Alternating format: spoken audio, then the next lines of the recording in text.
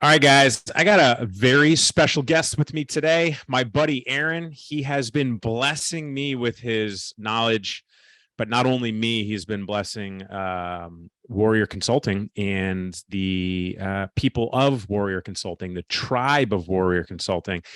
And he did such a fantastic job at it. Coming into the mastermind and talking and offering some excellent perspective on numerous topics. I thought to myself, I said, wow, this would actually be a really good podcast slash YouTube as well. So there's so many things that I can say about Aaron. However, what I am going to say is his bio. And then we're going to get into some conversation about a few topics. And his bio is one of those bios that really gets you thinking in the sense of if someone can accomplish something, so can you. And I believe that Aaron is the perfect example of someone who has sacrificed. And when I say sacrifice, I mean invested about a decade and a half into becoming the person to change his family's trajectory, and his tribe of people's trajectory with all of the companies and people that he manages and or partners and or is the owner of.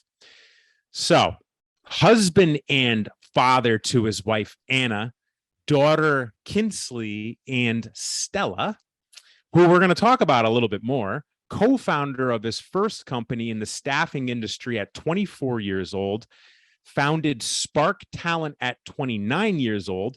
From 2009 to 2015, he rarely slept and worked over 100 hours every week. He still loves working hard, business, etc. But now he tries to sleep 7 to 8 hours a night, and he's still working on it. Founded 2 staffing companies and have reached 8 figures in revenue consistently. Founded a third, Spark Packaging, and did 7 figures in its first year. Grown Spark Talent into a family of 3 companies: Spark Talent, Spark Packaging, and John Joseph Partners. He's the CEO of Spark Talent, managing partner of Spark Packaging and John Joseph Partners. The companies he's founded have done over 175 million in sales, driven to help others enter the world of being an entrepreneur, driven to create entrepreneurs and top performing salespeople, investor and or managing partner in 7 other companies. His passion is his family, building businesses, and the charities that they give to, which include, but are not limited to, their church, Woodside Bible of Troy, Michigan, and the Tim Tebow Foundation to help in the fight against human trafficking. His companies give a percentage of the profits to Tim Tebow Foundation, other charities each quarter as well. His faith is a secret weapon. Everything he has done and that he will accomplish is because of the Lord's blessings and favor, what he is building. Well, Aaron, that's one hell of a freaking bio, dude. What's going on, man? I was joking with you the other week when I talked to the group that I should have you read my bio all the time. But yeah, and thank you. You do a much better job of going through that than I do. I'm blessed to be here. It was awesome to be with you guys the other week, and yeah, I'm just honored to be on the show. Yo, thank you for being here. First and foremost, I'm grateful for you being here. Secondly, and thirdly, I'm honored. I look up to you, man. I know what you're doing is pure. I know that you're doing it the right way. Whether it's done correctly all the time is up for our own perception, but I know you're doing it the right. Yeah. Oh, yeah, exactly. Right. But you know what, dude, I got to tell you something, man. You and I are about the same stage of time frame into entrepreneurship. And it's interesting, right? When you hear your bio read off by someone else, you're like, oh shit, that's right. Oh, I forgot about that. Oh, that's cool. We're doing that. Because I know you're a dude in the sense of you don't pride yourself on bullet points. You pride yourself on many other things to include the outcome that you can provide others. And when it comes to our bullet points, it's just a part of the journey, right? It's just literally a piece to the resume or a bullet point on the bio. So I got to say, man, I've read some bios, dude, and yours is fantastic. So I really thought you coming on the show, you could talk about some things that are really important to you and offer your perspective on it. And the first one being, I know you're all about your family, man. And from someone who doesn't have kids, I look at you, from what I see and what we talk about, as an excellent example of not only a husband, but a father.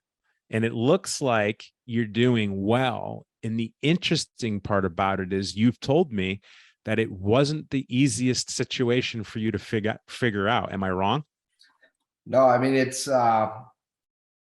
mean, for me, you said we've been in business around the same amount of time. And so I was almost a decade into business, and I was single, and was able to kind of run my life similar, for 10 years, where I work, and then do, certain things on the weekend, which evolved over time. In my early 20s, that was probably go out and drink with my buddies still. And thankfully, as a couple of years went by, that changed.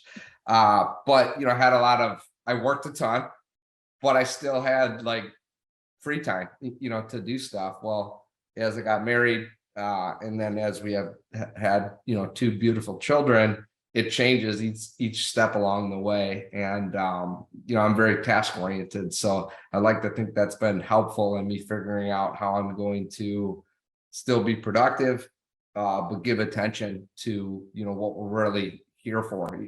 Legacy is really important for me. And whether it's direct family, friends, people you impact, like who are you showing up for every day, becomes important. I think it's a good framework for us to like live our lives by. And for me, that starts with my family. It's a lot of other people as well, but man, if I'm not giving them any part of my day, what am I doing? And not saying I'm perfect at it, but I've worked at it, pretty hard, and continue to work at it. And I'm sure if you had my wife on, she'd say, hey, he's better at it sometimes than others. But being aware, when you fall off track with anything, or when you need to kind of get back on track, becomes important. So yeah, I'm blessed to have an amazing wife who does so much, for our family and our companies, and two great little girls. Yeah, I've exchanged a couple emails with your wife in regards to something we worked on recently, and she's super awesome. I follow her on Instagram too. If she's in Nashville in a couple of months, I'll be excited to meet her. She will be.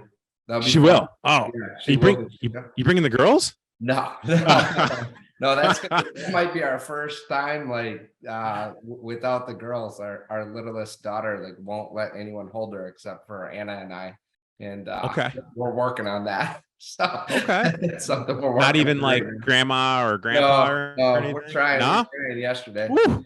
We had a You got your party over hands here full. yesterday. Yeah.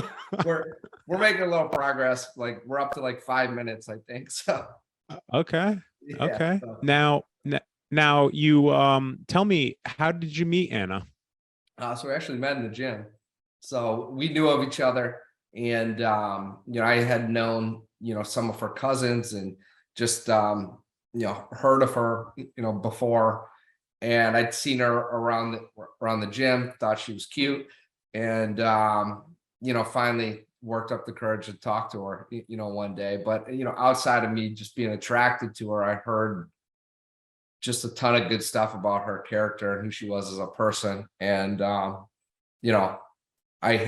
was just about to turn 30. Some people might call it a midlife crisis or something like that. I don't know what it was, but Quarter life crisis.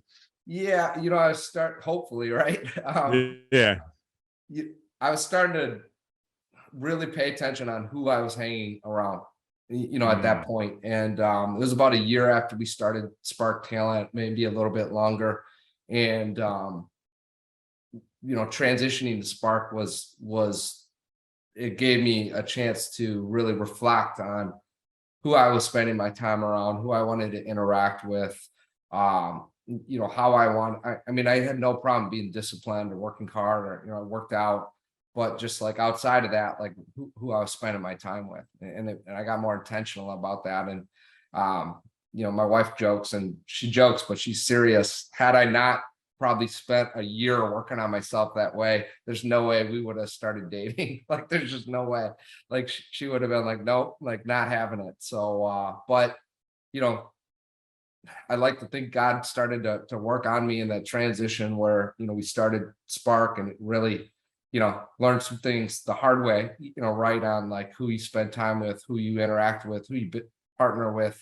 And, just really got a chance to reflect on that. Right. And after about a year and a half of that or so, God brought Anna into my life, or, kind of got us to the point where I worked up the courage to talk to her. Right. And here we are. Hell yeah. So, I didn't mean to cut you off. I was just commenting on, I know that feeling. I know the feeling of like working up the courage to go talk to someone that, you want to talk to.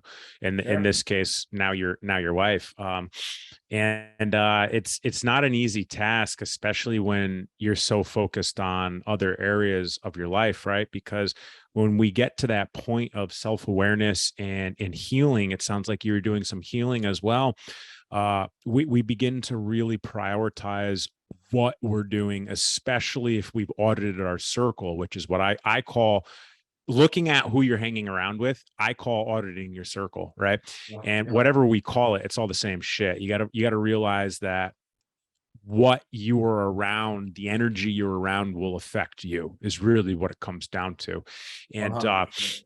yeah, right. And long story short, I know that feeling of like drive, push, push. And you kind of like look at a relationship or someone, in that manner as maybe not a priority, because subconsciously or consciously. So I respect that. So I take it you guys had a good conversation. You guys hung out, and now you're married. You got a couple daughters that are absolutely gorgeous, dude. Thank you. Thank you, man. Yeah, Yeah. they get their good looks from their mom, not their dad. Is that where they get them? No, yeah, I mean, wherever you want to go with it, but that's how we met. Just I'll be quick on this, like get me back on Sure. track if I go off track on this. But Lay it out, man. when Anna and I met, I was making like we had grown so much in our first year at Talent. We grew like 800%, and it was wild. And Fucking crazy.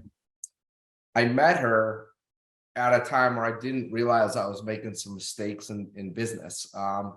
And you're gonna totally get where I'm going with this. So we grew really fast. We about doubled the size of our internal team, and up to that point, I was used to operating with about a team of 12. And so we built Talent to that quickly. We got to about 20 people quickly, on the team. And then we tried to expand it even more and go up to about 30 people. Well, I did that, and I pulled myself out of day-to-day sales. We pulled our best salesperson out of day-to-day sales and put them in charge of like 8 salespeople that we hired.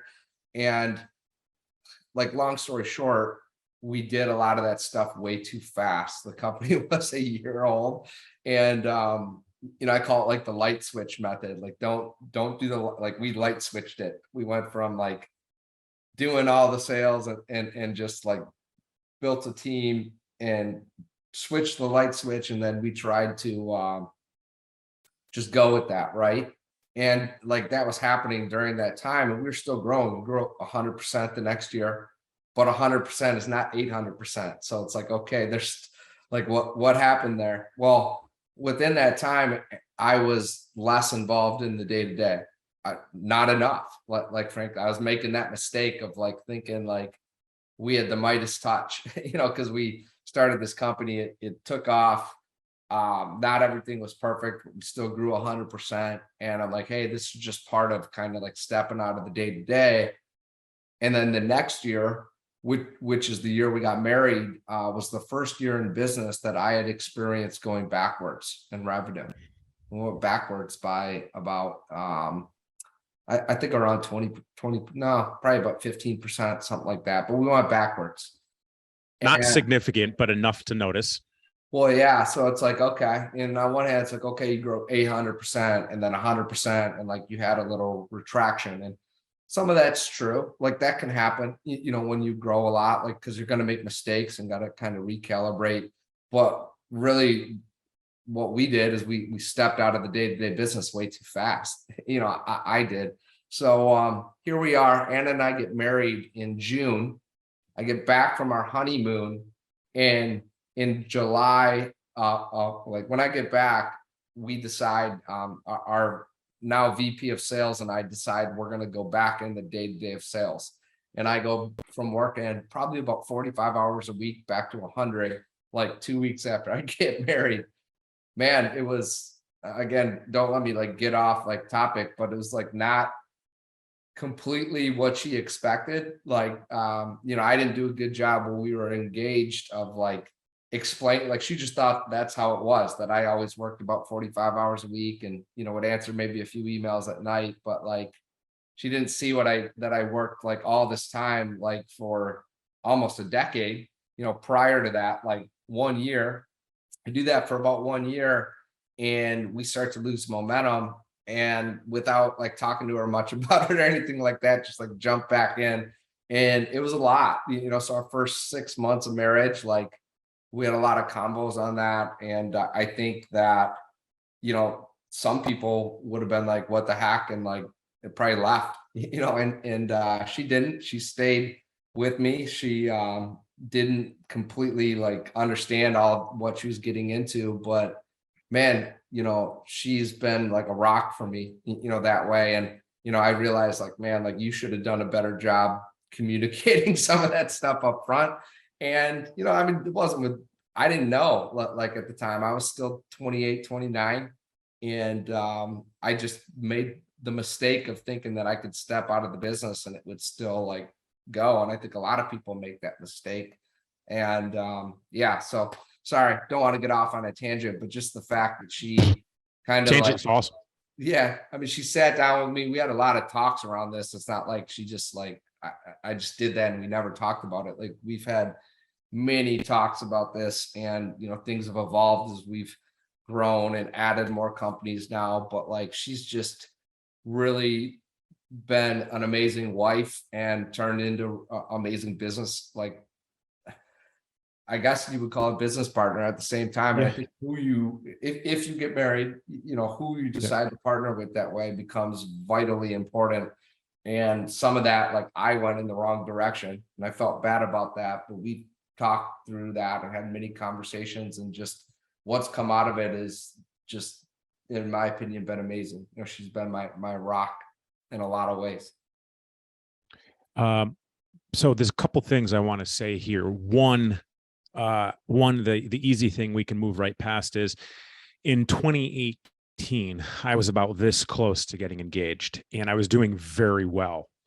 Similar track as you, most likely, working a shitload, putting everything into it, growing rapidly, so on and so forth. And I am very grateful that I didn't get engaged nor get married, because just as you said, if you select the wrong partner, it can facilitate destruction, or said professionally, it could throw you off track a little bit, especially when it comes to priorities, right? If it's with the wrong person. So I respect that. Secondly, without not falling out of my chair, secondly, I want to point out that not once did you point the finger at anybody else in that explanation other than yourself. You said on several occasions, you're like, generalizing, basically it was my fault for doing this. It was my fault for doing this. It was my fault for doing this, my fault for doing that.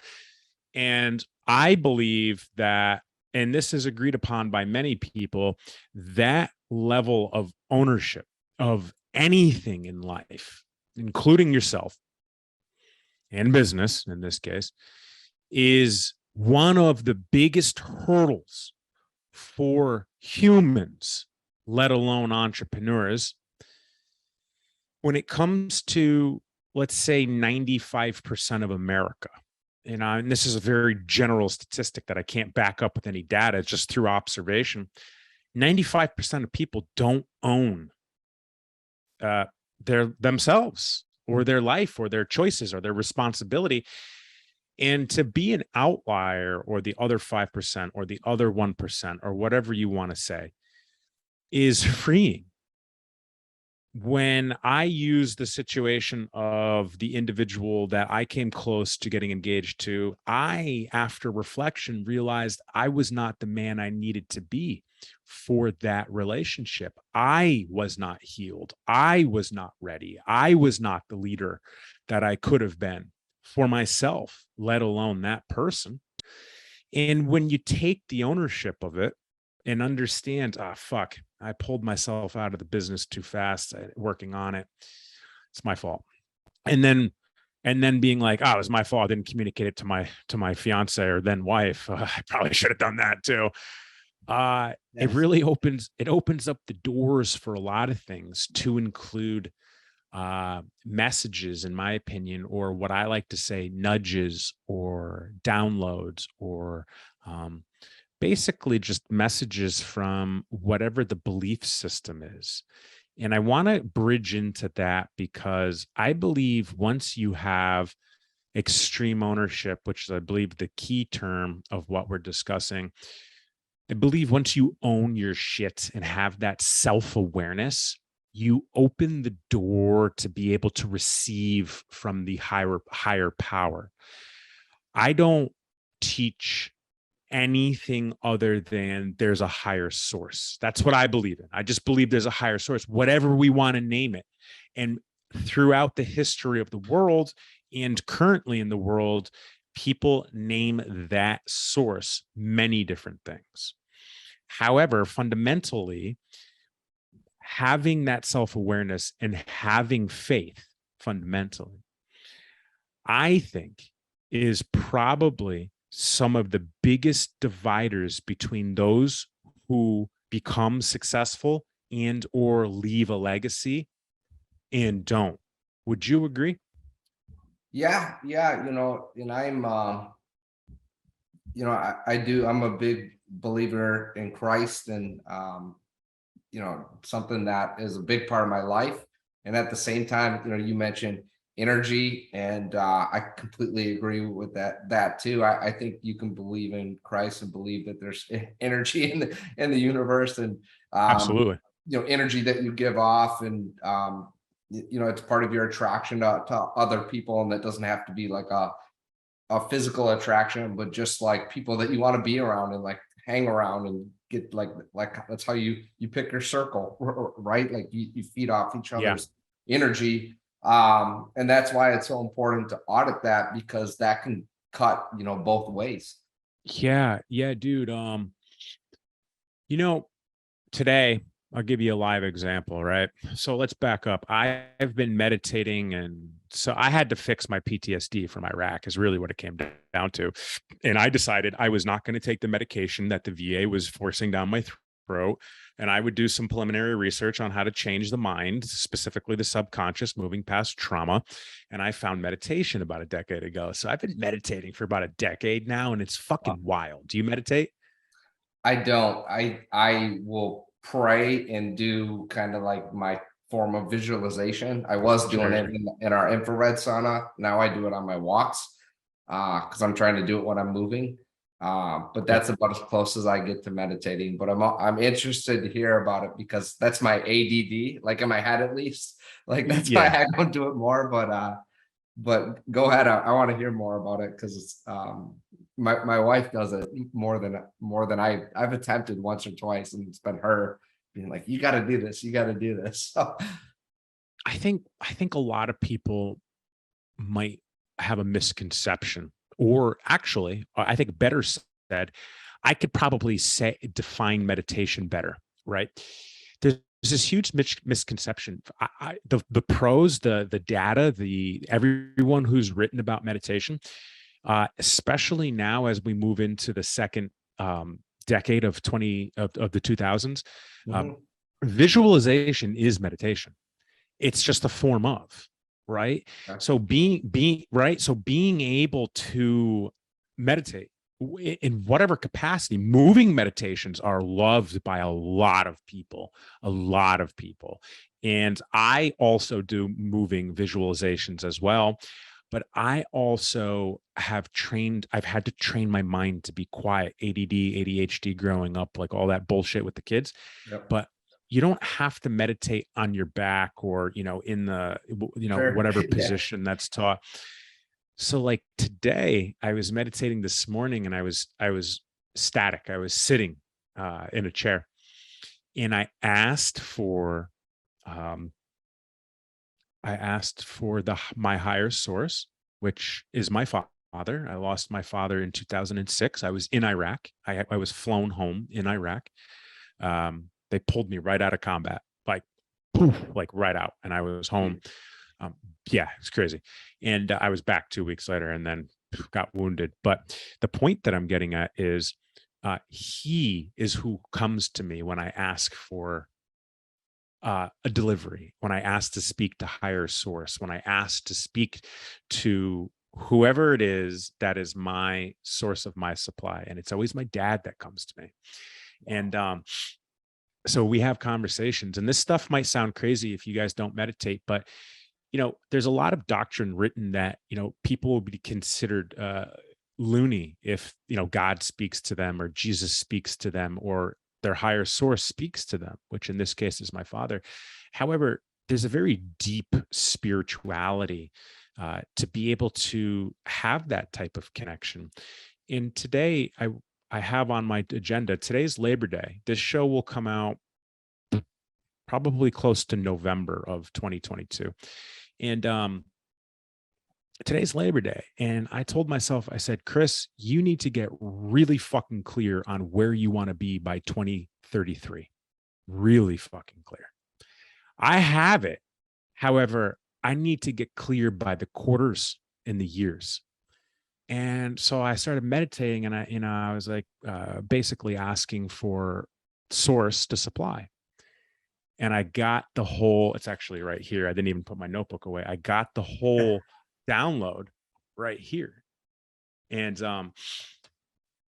I believe no matter what you believe in, having that faith, having that belief system, having something is going to propel you in life, propel you, your family, your business, whatever it might be, your legacy. Yep. Not faster, but definitely deeper and more meaningful and more purposeful as you go about the journey. Aaron, would you disagree or agree? No, I agree with you on that. I think, it's hard for me, like if I didn't have that as like a fundamental part of who I am, like I'll call it a foundation, right? Like I feel like I would have a hard time like going after my purpose or being more like confident in what that is and what's driving that, right? So when I'm listening to you, that's what I hear within that too, is that's a foundational thing that helps push you towards that purpose more aggressively and build kind of like a confidence in that you can do it, and you're approaching it, with good intentions and the right reasons. And that's what I hear. Yeah. And I don't know how you really do that, like over the long term, without having some kind of like foundational thing like that, some like kind of guiding foundational thing. source. Yes, something. Because like, how do you get centered? I can't remember if it was when we were talking, either before we were recording or after, but talking about like, we all get off track, right? So Oh yeah. if you don't have faith, if you don't have something to guide you, or like as like your focal point, like how do you get back on track when you veer off? Because we are all veer off. And I Yeah. think I from what I see, when you see people make mistakes, like they just veer pretty far off that, or maybe they don't have a guidepost like that, which makes it a lot easier to, I think we all make mistakes, but you can make some pretty big ones. Can make some pretty big ones, especially And as you're having success. Like as you're having some success, like if anything, that can, I feel like, success, and whether that be, let's say it's money and business success in this case, like, well, that can be like you're pouring gasoline on something. It could be good or bad. It could be pouring gasoline and like picking up steam on a healthy purpose. Or if you don't have one of those, man, it can really take you down to some areas that can cause some damage, for you or others. yeah. Did you grow up going to church and like continually doing church throughout your whole life, or was it something you kind of stumbled upon like me? I did. I grew up in the church. I'm a pastor's kid. My dad was a pastor. He's an Okay. ordained minister still. He was, Wow. he like led a church until I was in like fourth grade. And then he got out of that, and I didn't know at the time, but was really struggling with depression, like battling that. And that's Him? really where, I'm sorry, what's that? I didn't mean to interrupt you. Your father was struggling with Yes, depression? yes. And I didn't know at the time. I was in like fourth, fifth grade when this really started to rear its ugly head. But how it looked for me is we moved around multiple times, moved all over the state of Michigan. I'd make new friends, have to pick up and move again, over and at the time it was like 4 or 5 times, but at the time, like year after year, that feels like a lot, as a kid. And Yeah. you know, um, my parents are amazing people, and I feel blessed, the way, we were raised overall. But like I had no clue that was going on. That was probably some tough parts to us growing up, is how much we moved. And I think my dad really struggled with that, and I had no clue at the time, but now I can look back on some things and be like, okay, like that, like, yeah, like, okay, that makes sense. So, and at the same time, as much as a kid that like was tough, it really forced me to make new friends, communicate with different people, like learn about different people from like different cultures and backgrounds, and just like different dynamics, right? Because we lived in some different like some areas that are not quite the same. We moved down to where we live now, and like, man, I thought it was like the most affluent area I've ever seen in my life. I remember being in seventh grade, like I started a new school, and like Tommy Hilfiger and Nautica were the big like brands, right? And Yeah, I never buddy. knew, what a brand name um Oh, like wow. clothing was. I didn't really know what that was. Like we just didn't talk about anything like that. I wore like sweatpants every day and like a shirt from Kmart or something like that. But Yeah. like probably like a Lions shirt or something. Like I was big into sports. So I come home this one day, and I'm going through my closet, and I'm going like this, and I'm just like looking at the tags to see if I had any of these designer brands that all the other kids had.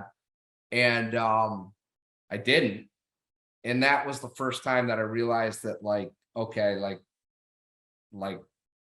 we're not doing real great. And that was probably the first like burn that I had to like to go out and make money. Like that was a start. That was something that, there's things you just don't forget. Like I remember Yeah. literally shuffling through this closet, and like I don't remember if I cried or not, but I was upset. So yeah, and what had happened with my dad is, he basically, I have 3 brothers, so we had a family of 6.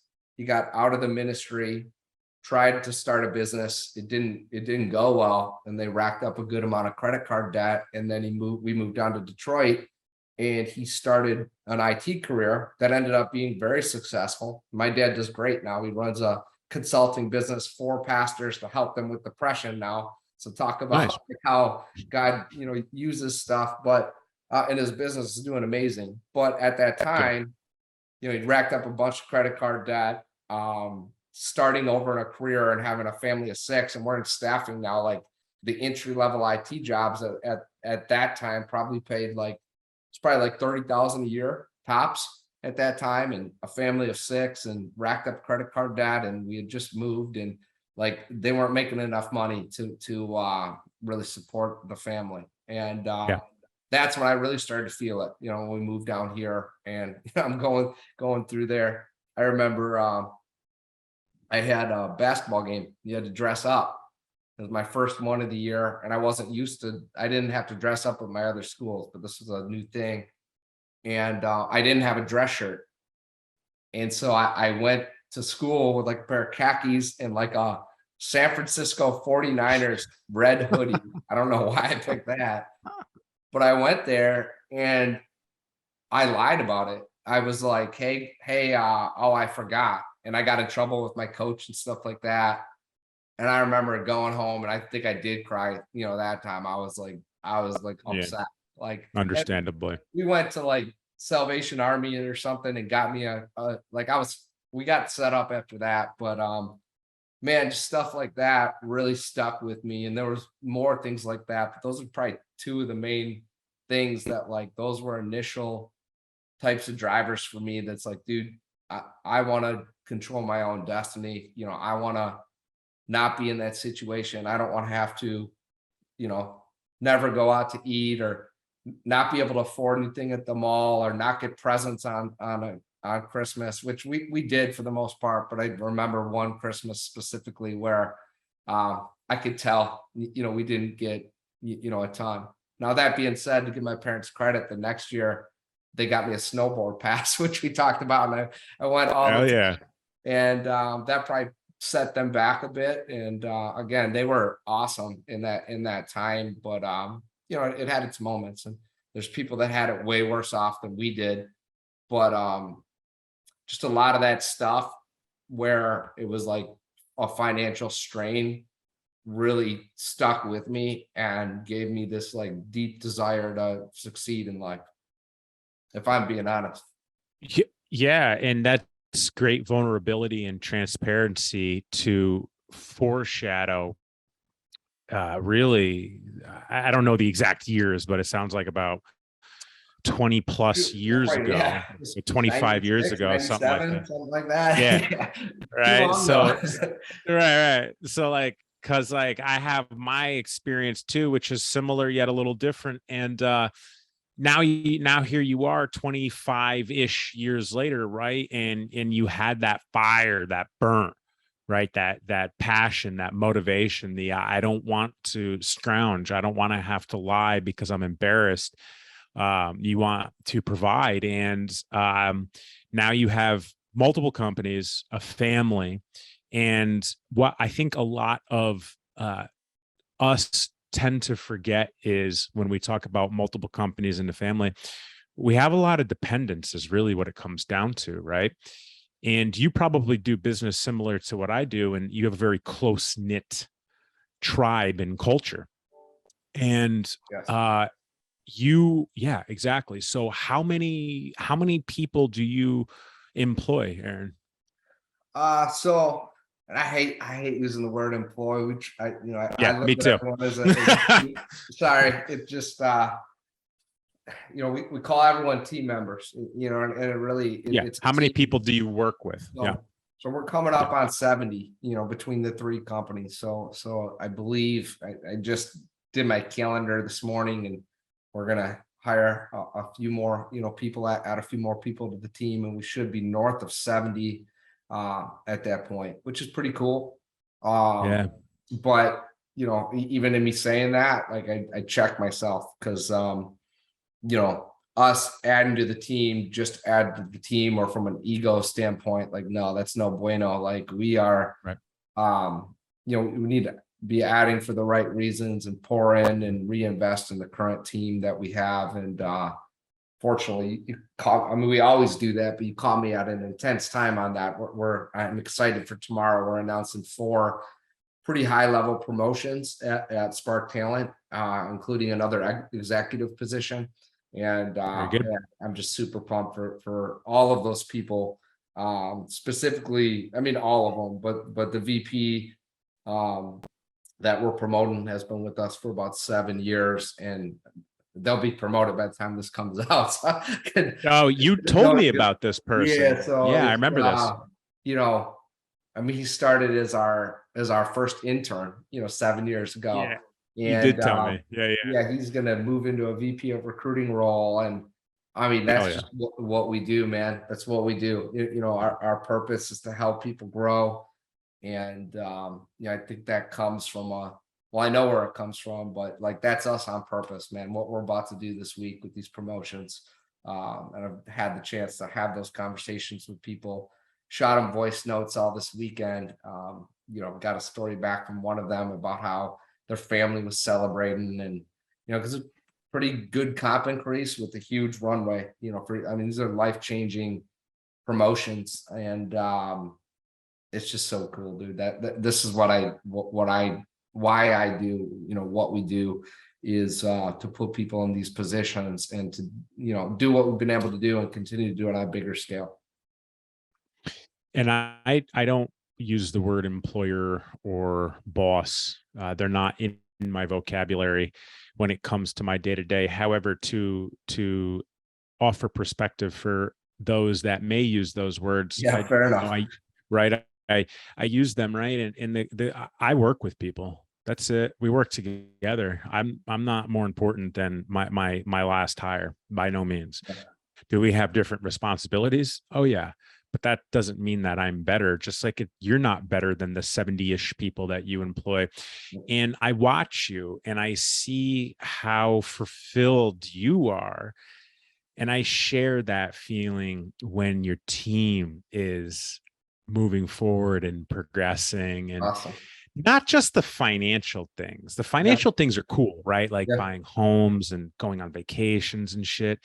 But when they develop as people, There you go. Yeah. when they develop as Yep. people, Absolutely. and I'll always remember it was 2017 when I changed my approach from professional development to personal development of my team. Because I was good at teaching people how to make money, but I wasn't focusing on them as a human. And when I made that approach, everything changed, everything. And I know you understand that. Yeah. And I see it. And it's so cool to be able to do that for other people. And fundamentally, I think I might be wrong, but it sounds like that might be one of the most fulfilling things that you have in your life, is developing your tribe. Yeah. Here's how I could put it. It really is, out from I mean, I don't even look at it like just professional even, but outside of my family and my faith, it's everything.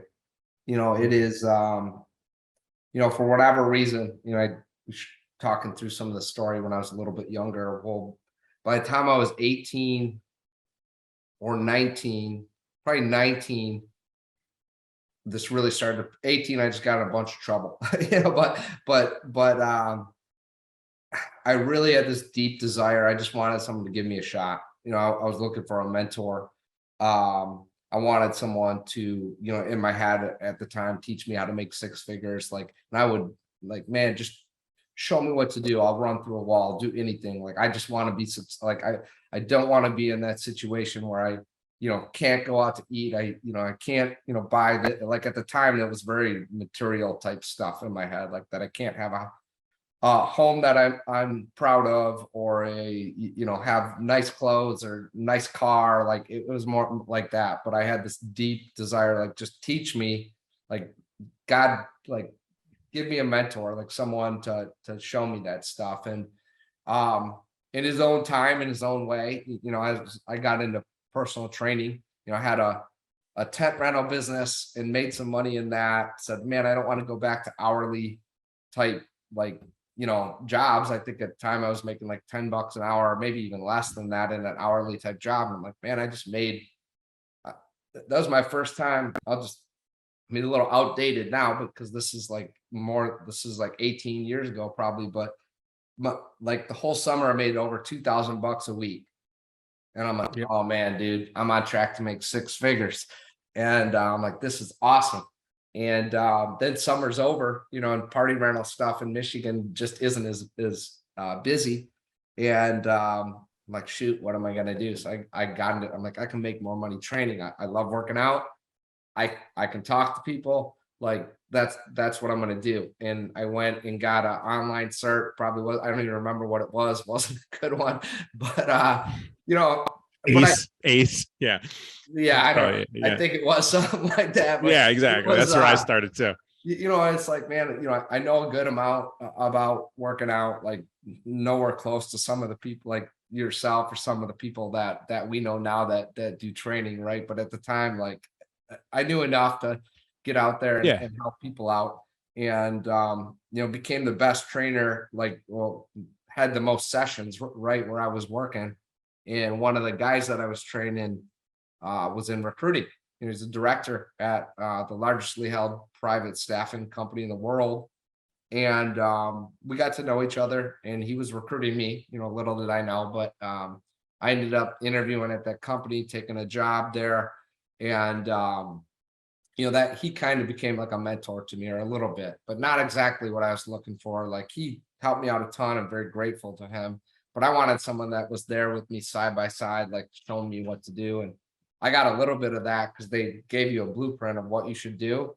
And then I just like, okay, I looked at that. I'm like, I'm going to do double that because that's how I know how to work. Like, if you give me something, I'm going to out max like whatever the performance is supposed to be. And that's worked out well for me in sports and life. And that's what I loved about this industry. But as I, fast forward 15 years, or, probably 10 years is when I really started to realize this. It's like, man, you had this deep thing on your heart that you wanted someone to, you crave so much for this like mentorship and guidance and kind of like this big brother, or like business type father figure to help guide you along the way, right?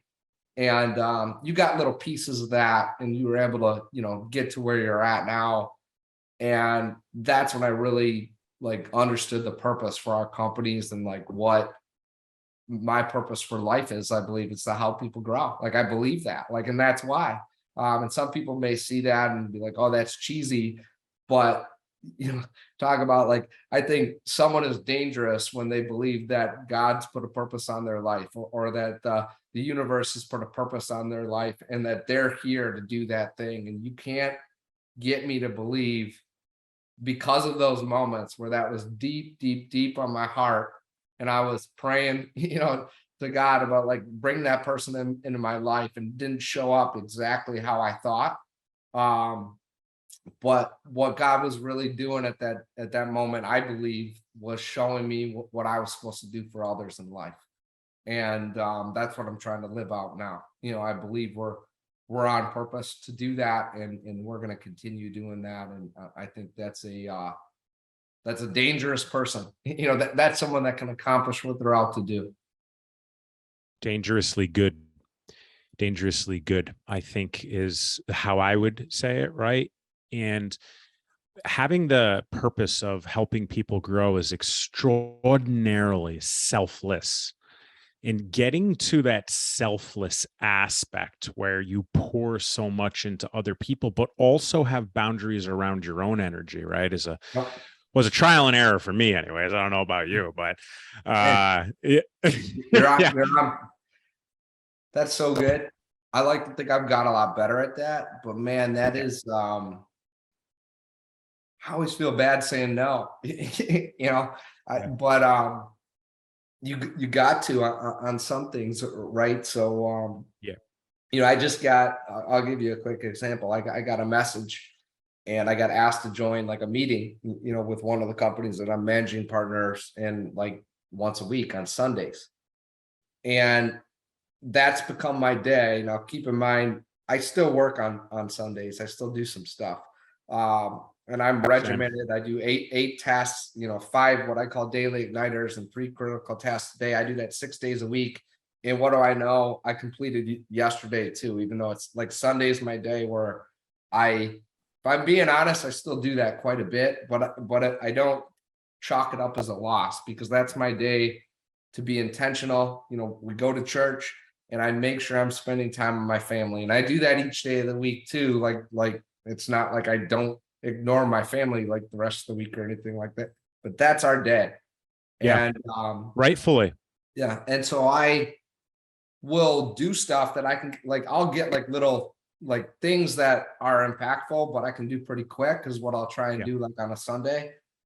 But Same. I'm not going to do a 90-minute meeting, with managing like I just looked at it. I got 19 meetings set up next week that are scheduled right now, and I'll have more of that trickle in. Like, I have plenty of time and structure and willingness to do that. And I haven't even actually texted back on this yet. It'll probably be a voice note, not a text, because I want people to hear my tone. But one, as managing partner, like, I want them to have those conversations and be able to come back to me. And I'm just more of the guide, like they run the business. But two, like, I'm game and I'm there for them, and they know I'll run through the freaking wall for them. I'll be on the phone till 1 a.m. and we've done that like multiple, like whatever we need to do. Like, one of the partners in that business, I was on the phone till 1 a.m. just on Friday night. I woke up on Saturday and it's like, oh, I heard you, I heard you when you got up. Who were you on with? I'm like, oh, I was on with Dom. And like, they know that, but like, that's why, like, that Sunday, like, it'll just, like, you got to be able to say no, and I'm learning that more and more, that like, no, like, I think it's a tough topic, because I like to approach things with the mindset like yes, or like, I don't want to shut people off, or make people feel like I'm gonna like start with no.